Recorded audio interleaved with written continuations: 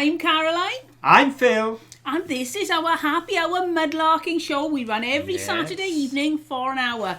But it's a show with a difference tonight.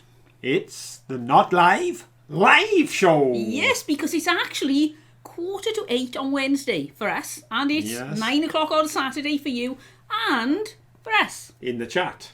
Because we have to be away this weekend. We can't rely on the internet connection. So we've pre-recorded the live show. Yeah. We are live with you in the chat. So if you want to chat to us, stick a message in the chat and we'll see it. Yeah, and everything else will be the same. The questions are the same. I'm wearing my t-shirt. Look at that. And we are going to have an hour of fun. We are. Yes, we are. Fun, frivolities and anything else that happens. But obviously, unlike normal weeks where we are led predominantly by what's happening in the chat and that kind of takes us off on, we'll just have to take each other off on tangents. I know, what are we going to talk about? And see what happens. But we've done this once before and it worked. It did, and we really enjoyed being in the chat with you as well. Yes. It was nice being able to talk real time, so that was good fun. So what we can't do is say, let's have a look who was first in. No, but because there's nobody first in. I'm not going to say anything, but I've got something in my mind that tells me who is most likely to be first in. I wonder if I'll be right. Oh, you've got a sort of premonition. I have. There we go. The same person who 90% of the time is first in. You mean the person who is always first in, except for the times when they are off trying to earn themselves awards with the Duke of Edinburgh? That's the one. That person. Right. Yes. So let's get going straight into the show then. And the first thing we'll do is have a question. Oh, do you want to? Phil was picking up his paper. Do you want to do a question? No, I was first? moving the paper to look at the fines, but right. It's up to you. You know. Let's have a question. We're always running late. Let's get a question started. Okie dokie.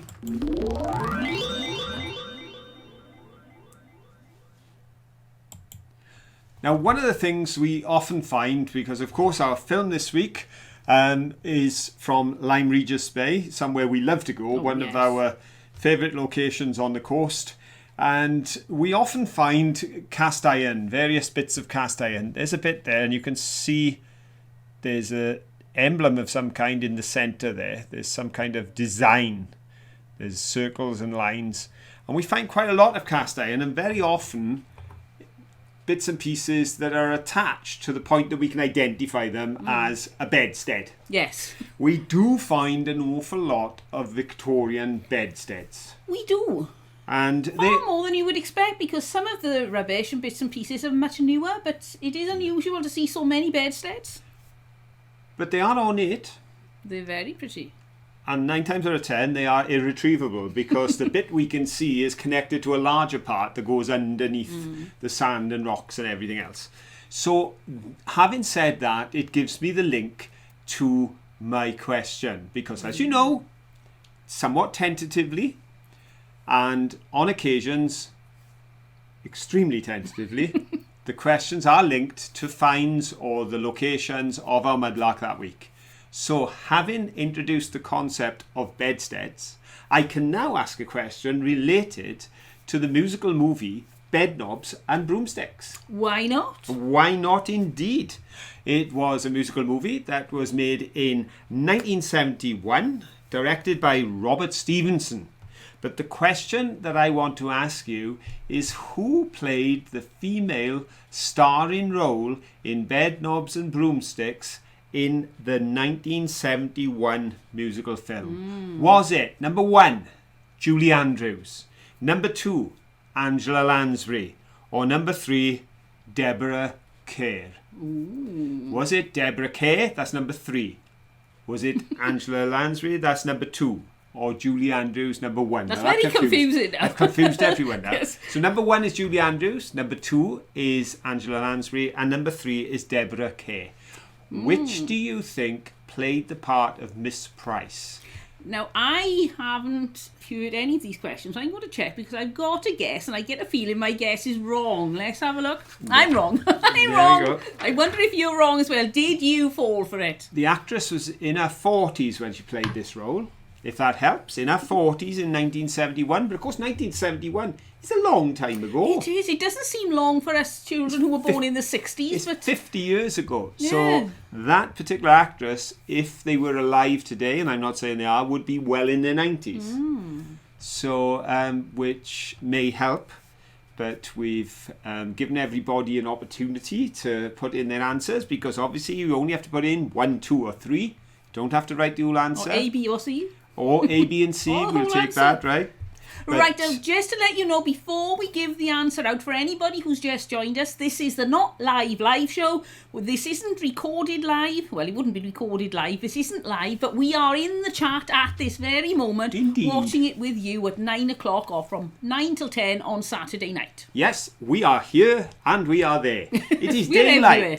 I am in the middle of working to get my shed installed before we leave, and it is now 10 to 7 in the evening, and we leave in the morning. Yes. And I have not yet even laid the floor. So, rain stopped play for me this afternoon. It did. I was running to hide my electric drill in the greenhouse before I blew myself up.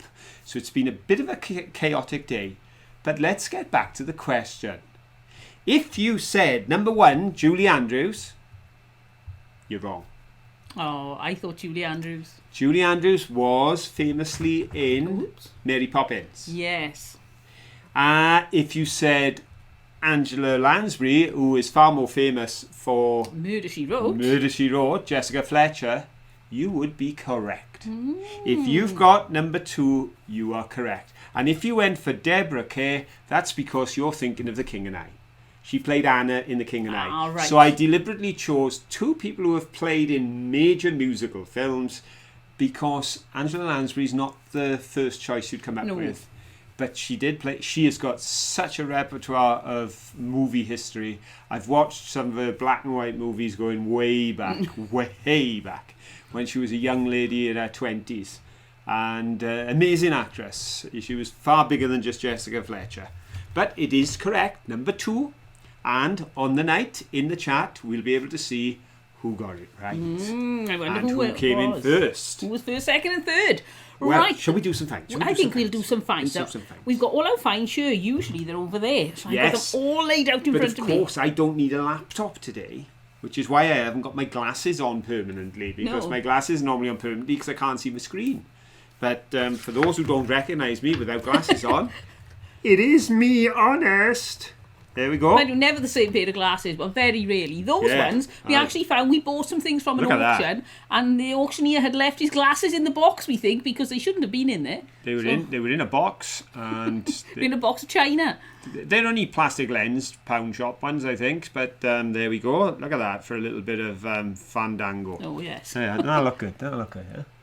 Up against the grey. Well, I'm going to show you finds. a bit of cutlery. And you may have seen this if you've already watched the video, and it's a copper fork. But it wouldn't have been made as a copper fork. It was made to be silver plated. But unfortunately, there's not a scrap of silver left on there. I don't think I can see any. But I think it looks pretty. Do you think it's worth me trying to straighten it up? No.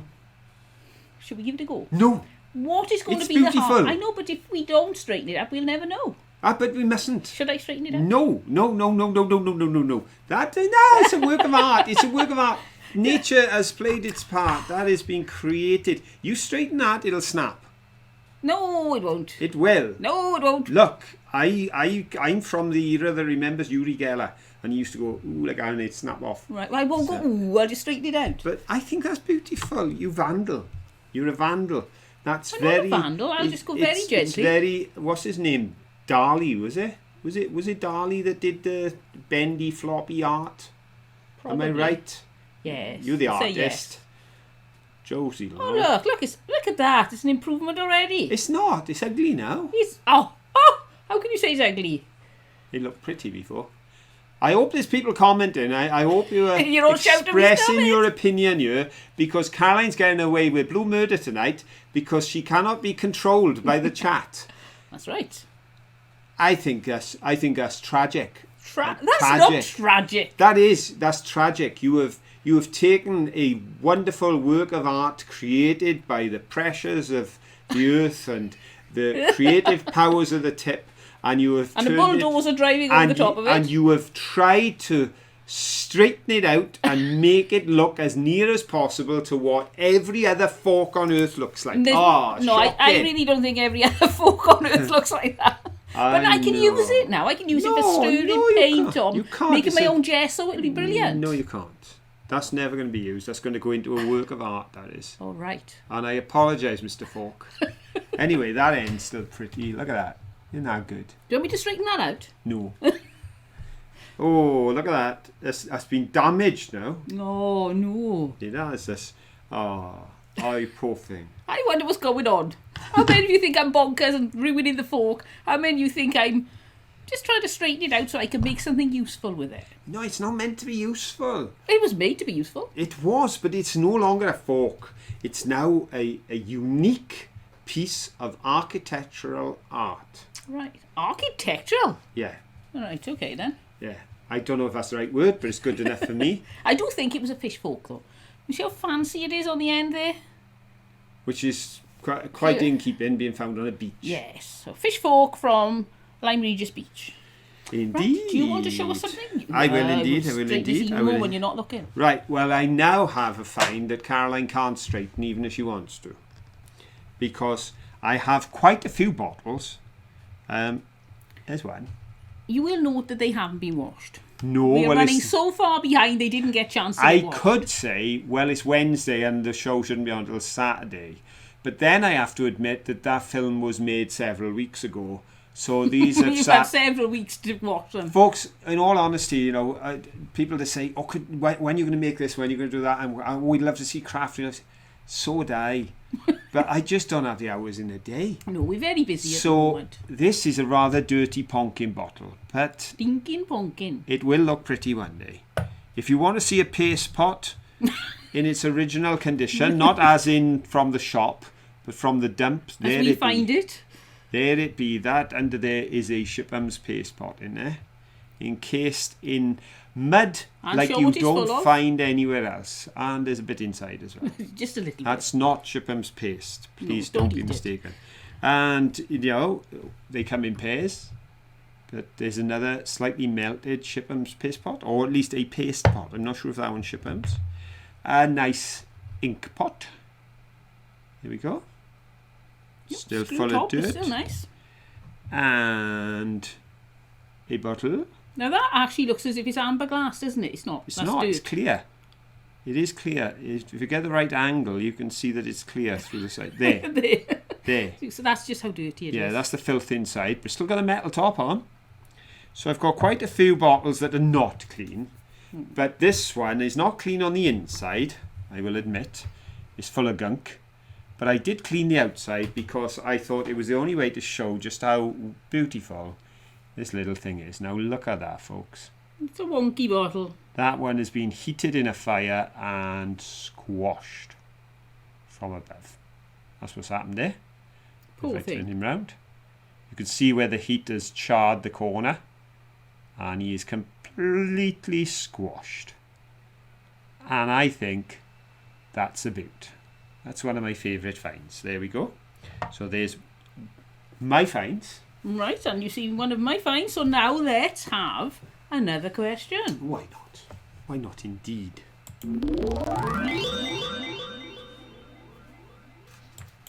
See how much more organised we are when everything is calm and I'm not trying to answer comments? Calm. It won't last. Except for when we're having a major dispute over whether or not you should unbend bendy forks.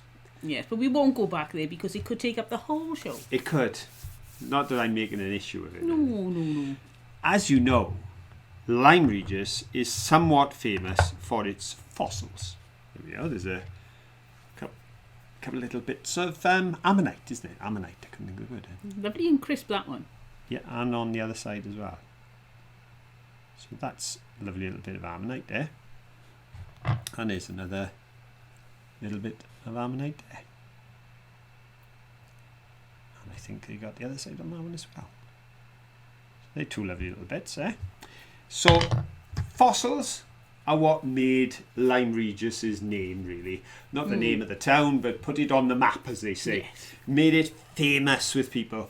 Caused people to flock there in their thousands simply to find a fossil, but of course also the scientists that came down in order to discover the amazing finds that they came up with. They had whole dinosaurs coming out of the Can you imagine? out of the cliff face back in the day. Not so much now, it's more scrap metal now. But of course, prior to the fossils being discovered and talked about and drawing the crowds, Lyme Regis was still there. People still lived there, they still worked there. It was still a port and a town. I would like you to try and guess what year was the oldest drawing known made of Lyme Regis. Okay, there is a drawing of the town, showing the town at Lyme Regis, and it was made either in 1739, 1639, or 1539. Which do you think it was? Do you think it was the 16th century, 17th century, or 18th century? So was it 1739? That's A or 1. I'm completely confused now which way we were going. 1639 is 2. Right. And 1539 is 3. Right, I've got my idea. So, if you think it's the oldest, you want number 3. If you think it's the newest date, you want number 1. But if you think it's somewhere in the middle, you're going to go for the 1639. If you're completely confused, just write the date down. But I got it right. There we go. So, we're going to give you a moment now. And this isn't a fossil. I think it was. I think it's a worn away ammonite. You can't see much left if it is You can't an see ammonite, much left of it, but they tend to be lying around worn away. But I picked it up because it was quite heart-shaped. So I picked up a fossilised gift. What makes me think it's an ammonite is on the edge there. Yes. If you look on the edge, you can see where the fossil is still there. See? Yes, if I show you this one, which is definitely an ammonite, you can see there's a little ridge there too. So you can see the remains of the ridge. So I think it's an ammonite that has been worn away by the sea, chipped down, and has now become quite heart-shaped. So I thought, quite a romantic fossilised gift. Yes. Okay then. Right, let's give some What did we go with? What did we go with? If you went 1739, I'm sorry, it's not far enough back. On the other hand, if you went for 1539, that's smack on. No, I got it right. 1539. There is a drawing of the town which is dated 1539. Now, that doesn't mean the town was established in 1539. It was already there. Obviously, the artist drew it. So it predated that. But just as a bit of fun, the first drawing that we have that's dated that can say that's exactly when it was drawn is 1539. So now we know. Right, now I think time ago, we'll go isn't for... This is sort of mail time, but we bought it for ourselves. Well, it's still mail time. It still had to come in a box. It did, and it it had came to be in a very big delivered. box. Look at this. It had to be delivered by the man, and it is an item that is going to be extremely useful to us, I hope. I haven't even got a clue if it's any good. I haven't opened it. I bought it in a hurry and then I haven't opened it yet. Ooh, the suspense is building. That isn't reading for me. I'll tell you what, I'll have a look and let's see what's going on in the chat. There's no chat there. I've got a completely empty space. There we go. And I now have a very useful box. That's one thing. Being eBay resellers, we're always, that's a useful box. Right. That's a useful box. What do you think is in this box? I'll give you a clue. It's not a rabbit. There is no, or there is some. There we go. That's the packaging down the side. The best one we ever had was when Tech Support Tim bought a litter tray for a cat, and the litter tray was like this big and the box was this big and it was full of air bubbles. We did really well that day. Right then, here we go. You ready, the folks? big reveal is just so excited. Ta-da! This is what we have in the box. It's not a broken washing up bowl. No, it's not. Mind you, it's rather wobbly on the bottom, look. It is. I don't think I pick up how wobbly that is. But it goes, whoo. But it doesn't need to be flat. I shouldn't imagine that'll affect it. No, it won't affect its purpose. This I have got in order to sift. Now, as you know, Caroline and I don't dig. We're not bottle diggers. We're just scavengers. We just pick up what's there and we pick up what bottle diggers leave behind. Yep. But one of the things that bottle diggers sometimes leave behind, which can be a little bit of a problem, is big holes. Yes. which we don't want to fall down. So I have been talking about filling in some of the holes and some of the places we've been. But what I'd like to do is to sieve the spoil waste through this in order to see whether or not there are little things to be found. Well, let's have a look. So we put this pipe stem in. Right, shake that around. Is it going to hold a pipe stem? Yeah. Yeah. So even though I think it would, if you... No, it won't even fit that through the hole. So we can retain fines to that size, which I think will be useful because we have found the occasional pipe stem in the spoil when we've Yes, looked. we're usually just having a little rummage through it, but this should be better. The idea is that we can have a little sort through. But do we have to make that noise when we do it? Always. Gotta go. Right. Okay, well, There I'll are leave sound that to effects. you. I'll leave that to you. I'm in charge of sound effects. Yes. Can I have 2 coconuts so I can do horses galloping? Why would we need 2 horses galloping? Well, we don't. We It's do one them at horse, 2 coconut, 2 halves of coconut to make Right. 1 horse gallop. We don't need 1 horse galloping. You'll need 4 half coconuts if you want 2 horses galloping, but that's too technical. That's just a technicality. If You're I'm getting do- off the subject now. If I'm doing this all on my own, I can't make 2 horses gallop. I just don't have enough limbs. I'll be sort of... Duck, duck, duck, You duck, realise duck, everybody thinks we're stark raving bonkers now. I want to be on a wobble board so we can have a thunderstorm. Oh, yes.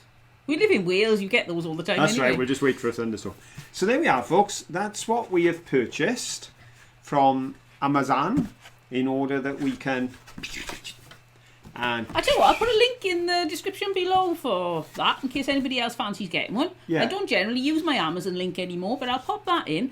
And also, if you fancy Tim's t-shirts, I've seen them on a selling binge, and here we have our latest design. Well, it's not our latest design. fancying whose t-shirts?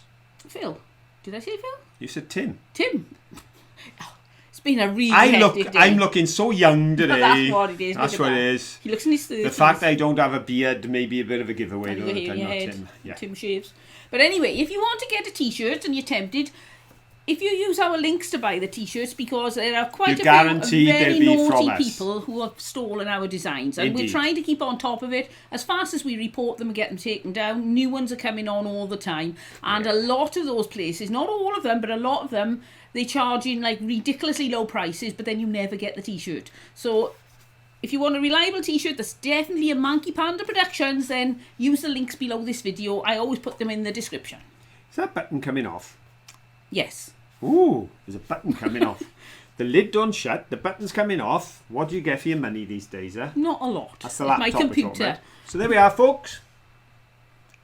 We will have this in action in a video very soon. You could do that for sword fencing, couldn't you? On guard. Touché. There you go. Right, anyway, let's get on with it. Anyway, let's get on What with it. we got next? We have another find. Yes. Who did the last find? You did, so it's my turn. Want to put your mystery object up? Yes. Which you now know. Yeah, I couldn't tell what this was. I thought I'd saw the back, and in my mind it said plug. So I just thought plug, and then I thought, what do you plug in those little tiny holes? And then when I was editing it, I thought, oh, that's what it is. I could easily see it's off a telephone handset. So you got the U-shaped thing there, and you say hello. So probably the voicey bit, hello. So isn't it amazing just how in a different light, looking at something in a different aspect, you can suddenly see something you couldn't see before? Indeed. Sometimes somebody will say to us, oh, that is a so-and-so. And once they've said that, well, obviously it's one of those, but we couldn't see it. And now you've said it is, it's daft to think we ever didn't identify it. If you see what I mean, that's a very rambling sentence. But, so that is off a telephone receiver. But it is true, mind, perspective and what we see. It's Exterminate. oh, a Dalek. Sorry. None of us are seeing the same I thing. threw you off your stride there, didn't I? None of us are seeing the same thing. Okay, we are at the moment. We're seeing Caroline impersonating a Dalek, but no. I got a black mark on my head now. If we were to stop this film now and ask everyone what was on the shelves behind, we would have a whole list of things. Different people will remember different items, and some of you will remember items that are not there. Because you will try to think and you'll remember something from a previous week. It's just the way it is. Our minds, if our brain processed everything that's in our line of sight at every moment, it would burn out in no time because there's just too much information. So our brain, being the clever machine that it is, disregards 90%, focuses on what's important, which obviously Caroline's decided something's important over there, a drink. There we are, Caroline left her drink off screen. And we play, I've mentioned before, we play the game Clutter, and we also love to, we've got, I think, just about every Christmas find the hidden object game, and we play them all year. We're still playing, we're on number 7 now. We'll go right through to number 10, and then we'll go back to number 1, and then we'll play them all at Christmas as well. We're easily pleased. So we're in the evenings now, we're hunting for golden Christmas trees. Yes. Or nativity characters. But Caroline and I are both looking at the screen, and sometimes neither of us can find an item. And we say, this is ridiculous, it's just not there. Now, they are stinkers for hiding some things in impossible ways. But then we press the hint, and we just look at each other and say, it's right in front of us. It's right there. But it's not true to say that seeing is believing, because we don't necessarily see everything. No. And sometimes we don't see it the same. And as Caroline said, when she edited it, she said, I know what that is, straight away. And of course, our experiences of life, everything causes us to see so many things in different ways. And that's why on this channel, in the chat, in the live shows, in everything we do, we steer clear of all subjects that can be debatable or opinionated, because at the end of the day, folks, it doesn't matter what your opinion is or my opinion is. At the end of the day, the truth is probably something else. So it's nice to have fun, and it's nice to have questions. We have a question. We shall have I just want to say, I was just thinking now as Phil was talking, not that I wasn't listening to him, but something he said sparked me a memory. If I'm going to put the link for the Civ thing in below, I'll have to mark this as video contains paid promotion. So that's what it is. Don't think, somebody's paid us to do this video. It's just that YouTube are getting more and more strict all the time. So I'll just have to pop that in. But that's why it's in there. Right then, question.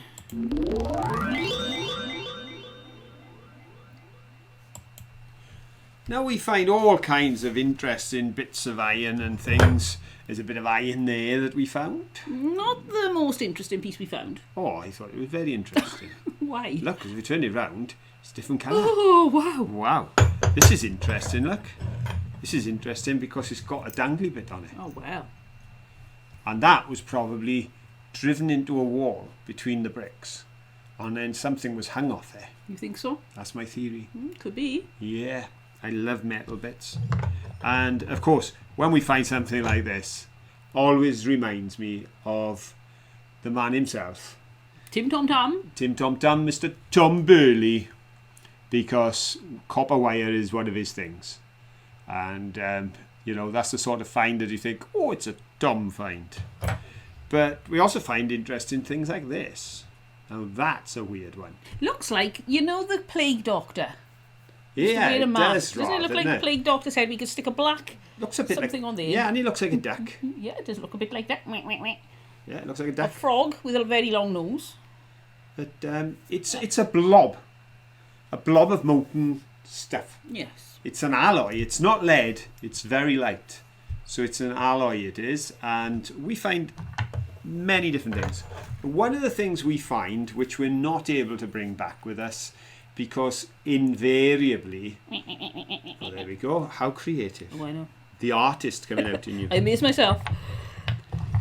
But one of the things we sometimes find, which we can't bring back because invariably they're far too large, and there was one on the video this time, there was what looked like a section of perhaps a boiler, and it was buried in the sand, and what I loved about it was the row of rivets right the way around, the copper rivets in the copper boiler. So obviously we can't bring things like that back, but having filmed it, having included it in the video, it means that I can ask a riveting question. Oh. About rivets. Be brave, we're halfway through.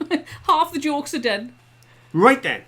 Rivets have been around as early as 3000 BC. Ooh. Now, they weren't copper or steel at that point, but they were rivets. They were used primarily in the creation of tools.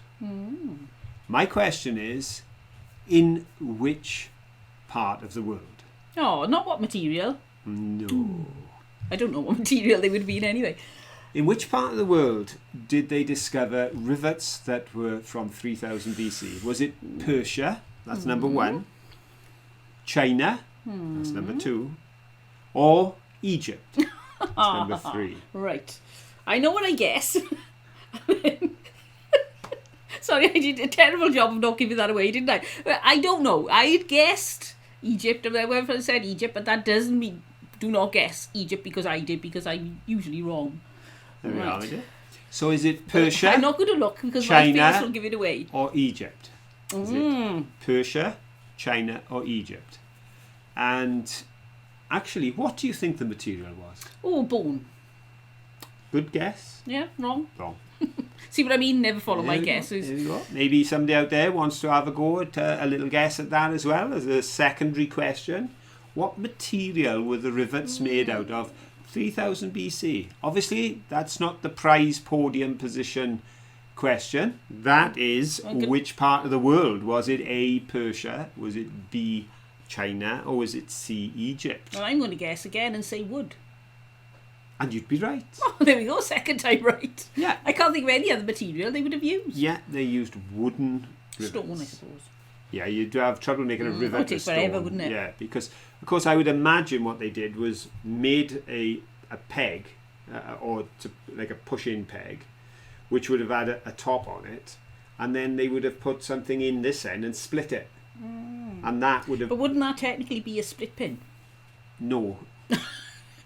I sound like I know what I'm talking about, don't I? It'd I be a don't. rivet. It would be a rivet, right? Okay. I have no idea how rivets. I'm work. just guessing anyway. Right. Because I haven't seen a 3000 BC rivet, to be honest. Okay then, folks, you've had enough time. And let's see, was Caroline right? Was it Egypt? See if you can guess by my face. Yes, it was. Caroline guessed absolutely right. It was not Persia or China, it was Egypt. That's where they have discovered tools that were made that were riveted together using wooden rivets. There we go. Now we know. Now we know. Oh, one day we're going to be on Who Wants to Be a Millionaire. It'll be the last question and you'll have heard it here. I suppose they could have done it in a similar way to IKEA. Perhaps 3000 years BC they had an IKEA in Egypt. Because IKEA used those things where you put the two ends together and the one is threaded and the one is internally threaded, and you put the two together and you twist them and it holds the wardrobes together. Did IKEA invent those? No, I don't think so, but IKEA used them. I've seen them in IKEAs, and they hold two wardrobes together. You have a hole going through, and that's technically a rivet, see, isn't it, really? It clamps it together. I have no idea. Because a rivet is two ends squashed together. Is it? Yeah, well, with the steel rivets, they put them in and then they heat up the end and they hammer them over. Right. Because a lot of the men went deaf doing that in the shipworks. Right. Now I know. See, because they used to be wielding sledges and hammering the rivets over on the inside. Oh, and sledge on metal is a terrible noise. And they were inside that almost bell shape of the thing. And they used to just hammer these things. They'd shove them through boiling hot, hammer them down. They'd do that for 8-10 hours a day. Tough work, I tell you. Tough work. But there we go.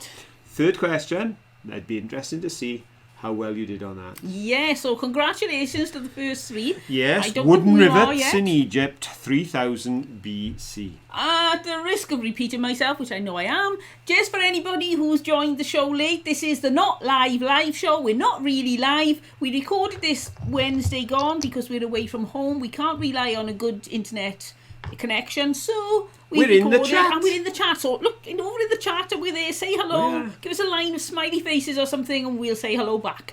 Right. Indeed. Next, that. Now then, I picked this up, and is it just a bit of stone, or is it a tooth? We don't know. Just give you that. See if you can have a closer look. It looks terribly like the shape of a tooth, doesn't it? An incisor. And see, Is it the same size with a K9 now? I can't tell. No, it is a K9 because it would have been pointy, wouldn't it? And there's a hole in the bottom which may have been where a nerve came through or something. Well, no, I wouldn't. Thought your nerves don't hang out your bottom of your teeth. I don't know. Oh, wait a minute. Yeah, you went. Which way up it went? That way I was thinking. Yeah, but it probably was. So I was thinking that's a pointy tooth. Yeah, that's right. So isn't it? Yes, that rather end. than that end being the Check tooth. my pointy teeth. I'm wondering if that went down into Yeah, they go flat at the thing. So yes, I think that is a K9 tooth then. There we go. Which I've probably written incisor on the video. What do you think, folks? Oh, well. What do you think? We're all entitled to our opinions, as we said already. Everybody sees it differently. But it'd be interesting to know whether you think that's a fossilised tooth. Because it doesn't feel like a tooth, it feels like stone. Stone, yeah. Definitely feels like stone. But I would say the shaping on it probably indicates that it was something, rather than just a lucky shape. I think that so. Was possibly summit. Which teeth are you got your incisors on the front, which are your 4 for biting, like that. Then you've got your K9s here, your pointy ones, that you for ripping. And then you've got your premolars and your molars, which are flat for grinding. And then you've got your wisdom teeth that give you headache and you need to get them removed. I don't know why they're there. Right there. I haven't had mine removed, I don't think. No, mind you, I had so many teeth out. I had the ones next door removed, so they sort of moved over. Yeah, I've had teeth out at other points when I was young, so I think everything shifted. Oh, school dentists when we were kids, they were terrible. I used to clean my teeth and I'd be really sore in the end. I was brushing so much, and every 6 months you'd go and the dentist would say, oh, you need a fill-in, and I'd have another fill-in, and my mouth was virtually full of fillings, and I know I was looking after my teeth, but I was talking to the dentist, about 10 years ago now, and saying about the amount of fillings, and saying, I haven't had a fill-in for decades. He said, no, that was the policy back in the 70s of, well, if your child's got any big teeth, get them filled, and that way then they can't rot. The only thing is then, your fillings fall out, and you end up, or you get rot underneath the filling, so it's a pain. It was an inexact science in the 60s, to be sure.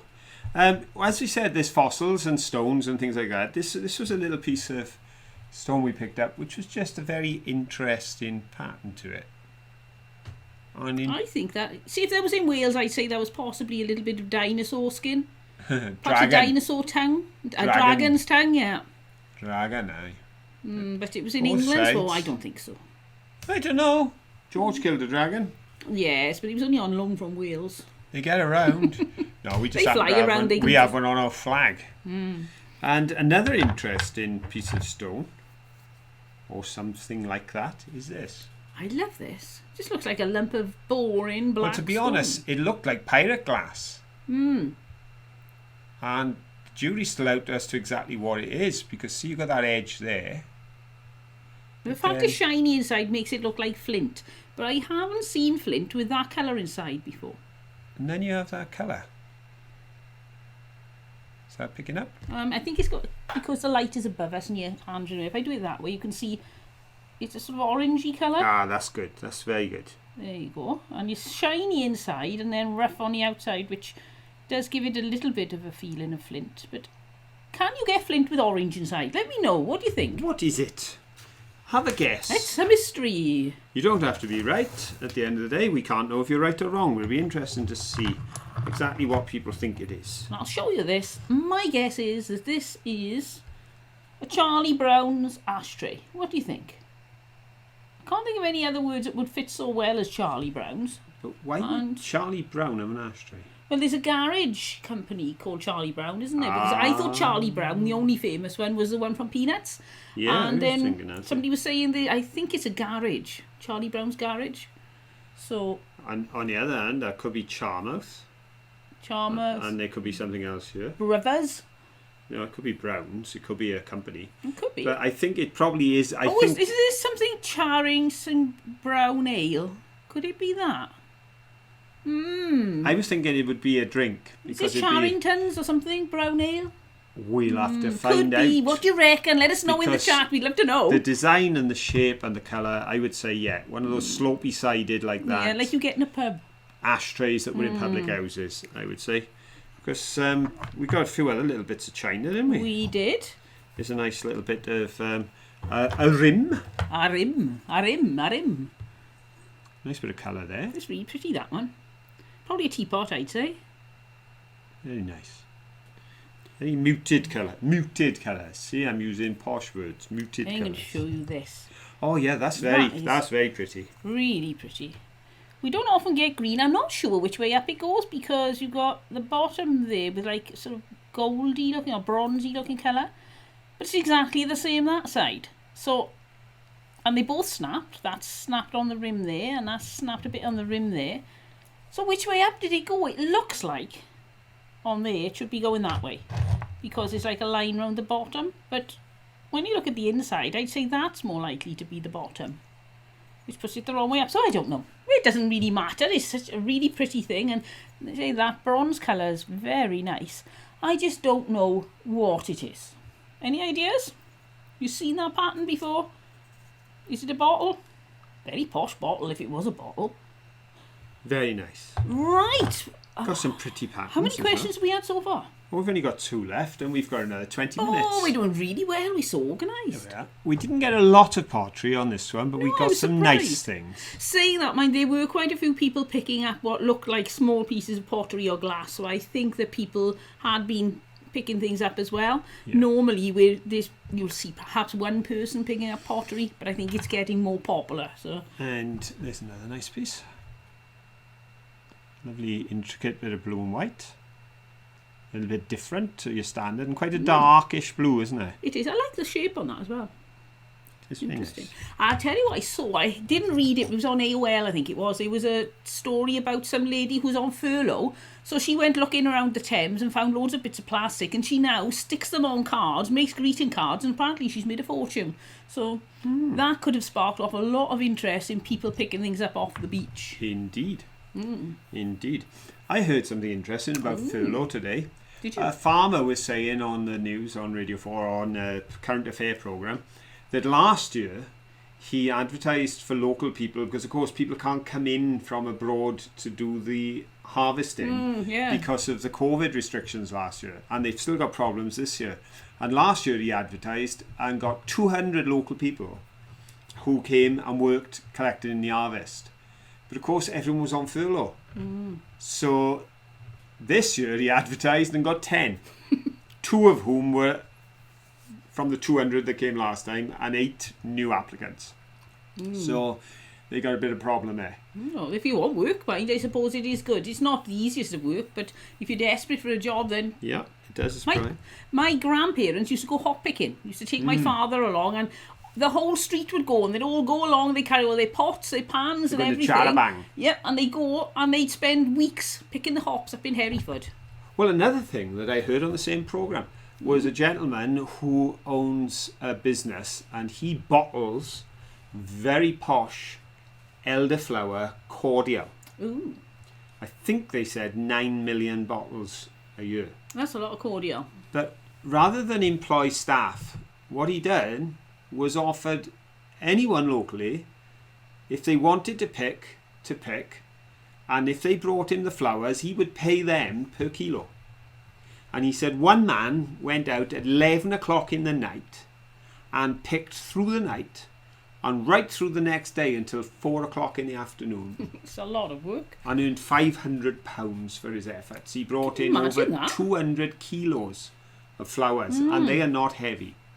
But they pay something like, I think it was £2.70 a kilo. Right. Which makes it a very expensive ingredient, but it's a very expensive cordial, I'm sure. But they actually have the individuals go out, families go out on a day out together, and grandma and the kids and mum and dad, and they're all picking, and then they take it around, weigh it in, and perhaps you'll get 40 or 50 pounds and off out for a meal then to celebrate, and they've had a day out in the countryside. But that's how he manages to get the ingredients for, I believe it's at least 9 million. It could have been 19, but I think it was 9 million bottles. And they get it by local people picking the elderflowers from the fields and hedges. I'd enjoy that sort of thing. Yeah, it can be fun. Can be fun. And of course, it does have an advantage because, like, if you're picking asparagus or something like that, it's backbreaking. And even strawberries can be backbreaking. Yeah. But of course, the advantage with elderflower, you can pick it up at your height, wherever your height is. So if they have whole families out, kids can be picking low. Mum and everyone can be picking along the middle, and dad can be going along with the older boys, pulling down the branches and climbing, and they send the kids up the trees. Do they still do hop picking nowadays? Has anybody here been hot picking, let us know. And do they still hot pick? I don't know. Or is it machine done Might now? be machinery done, but you may find there are specialist breweries that do it by hand. You never know. So let us know if you know anything about that in the chat where we are. There we go. There's another little bit of interest in pottery. That's actually is Cornish ware. It is Cornish ware because there is a difference in the height between the blue and the white. You can feel the ridges when you rub your finger across. That's But how you apparently tell. there's another one now as well. Devon something. Oh, right. That's got that now. I never realised that. So Well, all the I'll people have to out check. there in Let's Go world will all know confused now. from previous occasions that Cornish ware was never made in Cornwall. The clay came from Cornwall. What is the name of Devon Creamware? I can't remember. There is a name for some, so maybe that it is all the same company. It's just they're a name. I've got to look that up. I haven't done any research. I'll have to check that out. This bit's not so much pretty patterned as in colours, but it's definitely got a pattern to it as it's moulded. So that's another piece. I wonder if that was off some sort of honey pot. I don't know. Because they tended to make them like a... There's a bit of glaze to the inside as Yeah, well, I but think. they look like beehives. So do you think that is like a beehive off a honey pot type thing or not? What do you reckon? And just to prove we haven't cleaned our finds this week, there we have a rather dirty spout of a teapot, but it was a pattern teapot. A pretty teapot. Yeah, let's see if I can just... Look at that dinky little spout. Yeah, because Caroline thought it had been smashed. But I said, no, you see the blue on the edge? It was always that length. That's a very short spouted teapot. And just there you can see the pattern on it. And you can see the colour, the glaze on the end of the spout. That must have been a fine little teapot in its day. Indeed. Indeed Right. it did. Let's have Shall another we question. do another question?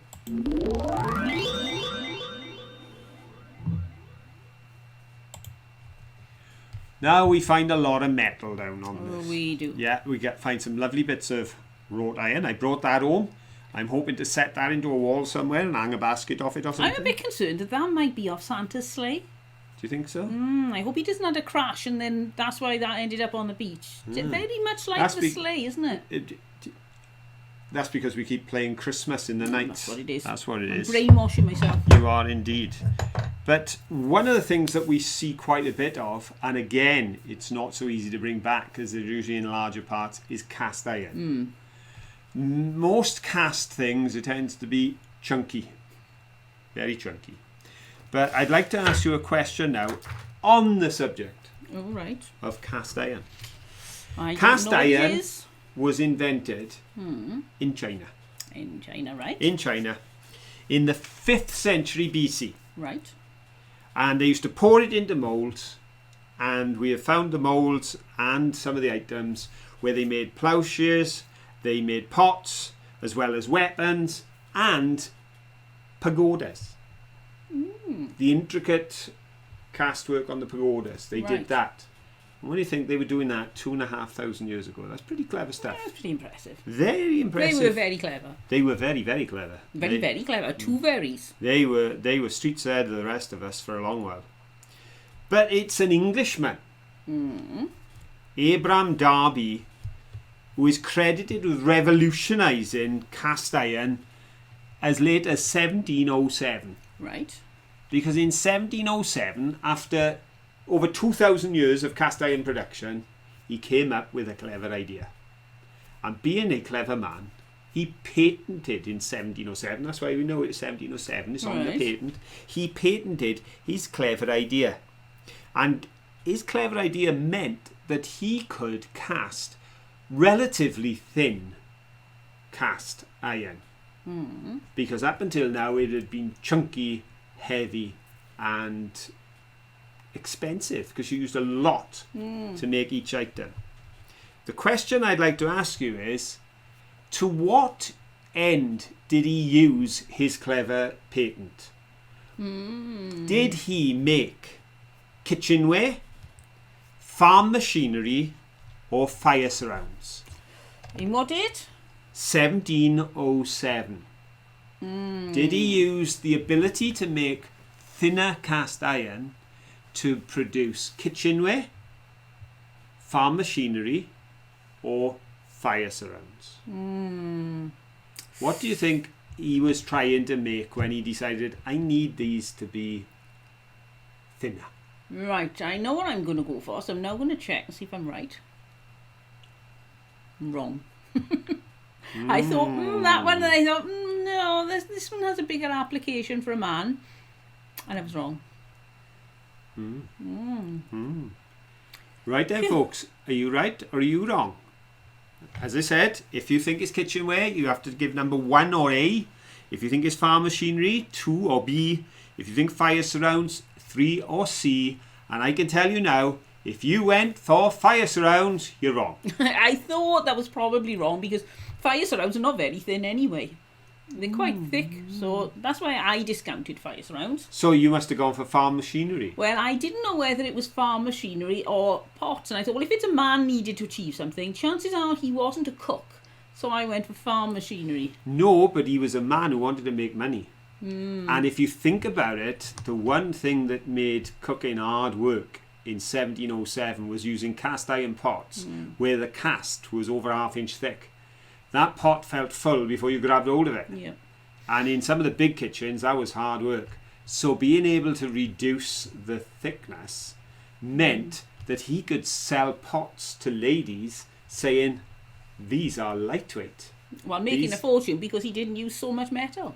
He reduced the amount of metal by 2/3 and probably sold them for more because people wanted the thin ones. So I see where you're going, thinking 1707, why would a man be making pots? Because he wanted to make money. I suppose that's along the same theory as, not with everything, but I have noticed some diet meals, and they tell you how few calories in the packet, half as many as some others, but it's because it's half the size. So yeah, it's I've actually, isn't it? When Caroline sends me shopping, if I'm looking for meals that Caroline would enjoy that are of a lower calorie, I have discovered that sometimes it's as good to just buy the ordinary meal as it is to buy the diet version, because the diet version has put £1 on the price.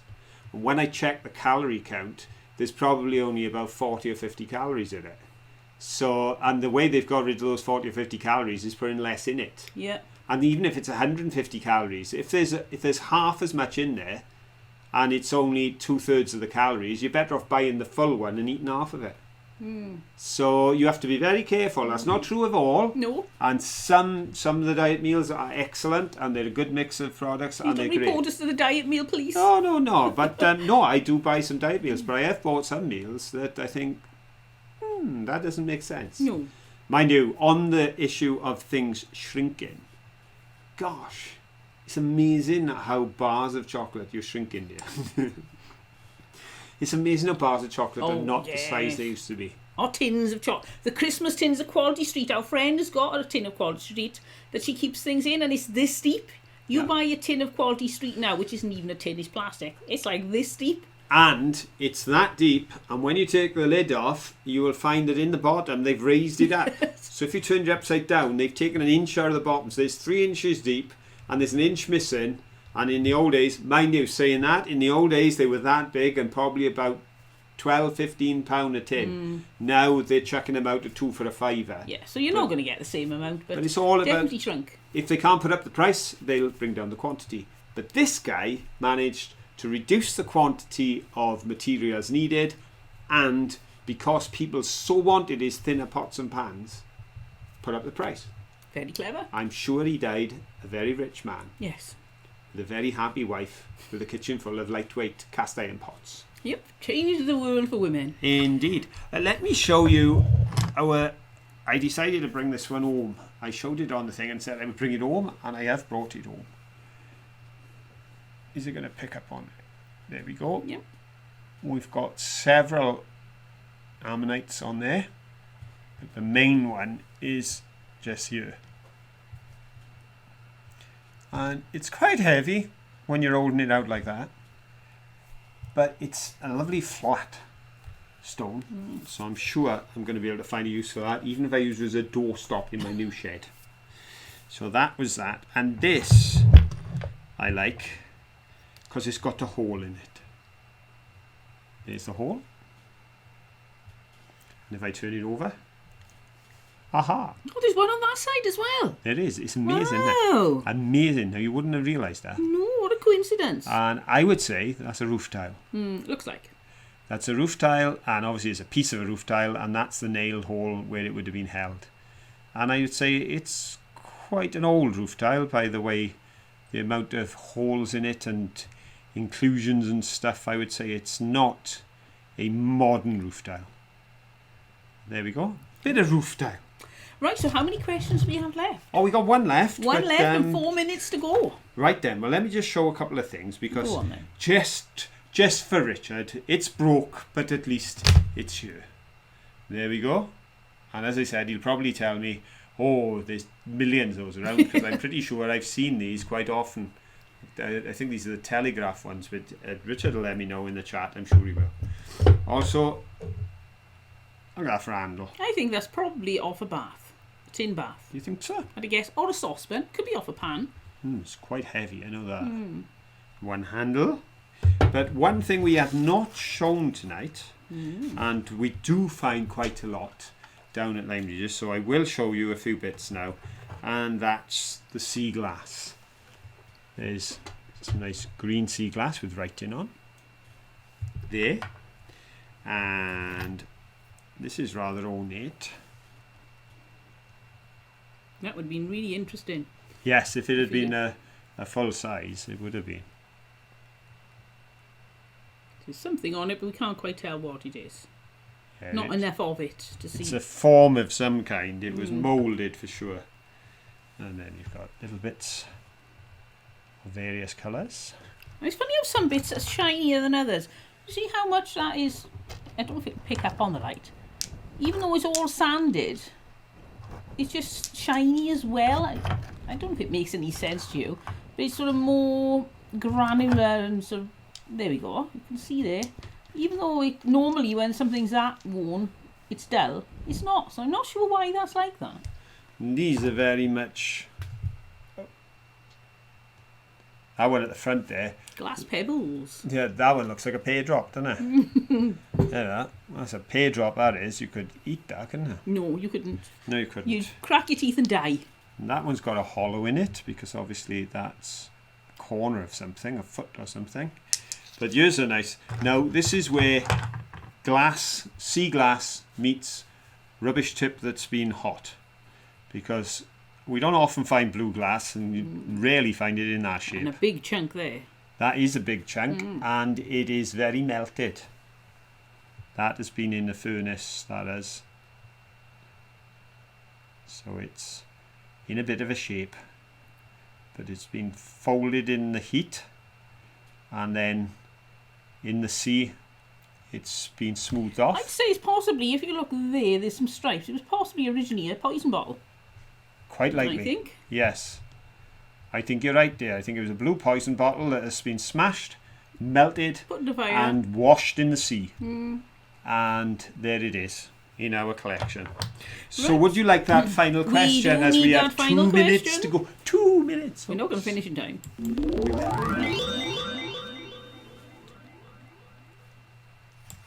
Here we go. Right. Confession time. I lost my sword. Oh. I found my sword. I used it as a diggy to dig things out. It was a faithful sword, and then I put it down, and I couldn't find it, because looking for a rusty piece of metal on Lyme Regis Beach is a daft thing to do if you're looking for a specific rusty piece of metal. It's far too much there. Yeah, talk about needles and haystack. This is like looking for a particular piece of hay in a haystack, and it ain't gonna happen. So I did lose my sword. Oh. But due to the fact I found my sword, which was probably a leaf spring out of a vintage car, I am able to ask a sword-related question. All right. Brace yourselves, everyone. So are you ready for a We're ready. sword-related question? Now, my sword probably wasn't a sword. And if it was a sword, it probably wasn't too old. No. And it wasn't a sword anyway. But there are old swords. And the oldest sword in the world, or what is reputed to be, you've got to be careful when you say these things, because something may have turned up since you've read your article. But reputed to be the oldest sword in the world, was discovered in an Armenian monastery. Ooh. Where it had been incorrectly labelled as medieval. Right. So they believed it to be a medieval sword. However, it was not a medieval sword, it was older than that. How old was that sword? Right, there's not many clues there. Number one, do you think it was 2,000 years old? Number two, do you think it was 5,000 years old? Number three, would you say it was 7,000 years old? So you have one of those is correct as a round figure for the age of the sword. They dated it by the metal that was used and the process by which it was made, and that's why they knew it wasn't medieval. They knew it was ancient, and they were able to establish that it was either 2, 5 or 7,000 years old. What do you think? I think it's 2 is probably the other one. How old is an old sword? Oh, I was right. I thought it was either... Well, I guessed 2 of them. I thought the one was more likely. When Caroline says, I thought it was 2, she doesn't mean 2,000. No, I meant so 2 answers. 2 answers, yeah. And while you are thinking of your answer and typing away feverishly, I'll just show you this. Because that's a little bit of sea glass that just happens to be probably off the Sugar basin, I Sugar think. basin, yeah, I think so. But it's just that one star out of a very large patent. There are millions of these produced around the place, but that little piece just came out looking what big nice. fingernails you've got. That's a beaut. Everything looks weird close up to camera. Indeed. Right, so have you got it right? Did you answer A, B or C, and which one was right? Let's have a look. Well, if you think about it, 2,000 years ago is probably not going to be the correct answer. No, it doesn't because seem long enough 2,000 ago. years ago, we're talking the time of Christ. And there were an awful lot of Romans around with an awful lot of swords. Yeah, so they will have found other So they will Roman have swords, found so many swords of that era and prior to, I would that's imagine. why I discounted that. If you go for 7,000 years ago, you've gone too far. Because actually, there may have been swords, but we haven't found any. The sword they found is been dated to 5,000 years old. So if you put 5,000, you're correct. If you put number 2, you're correct. If you put B, you're correct. If you put anything else, you're not. So well done to the first 3, for first, second and third place. Well done to anybody else who guessed it right. And well done to everybody who didn't get it right for having a guess. And as a final find of the night, in homage to the scrap on Lyme Regis Beach, I will show you just this lovely little piece of architectural metal, which obviously has been made to screw somewhere. You've got the corners there. It would make a nice book corner, I think. Of a family Bible, I wonder if it was. I don't know. They got big ledger or something. They sometimes get corners. There we go. There's a nice formed corner there.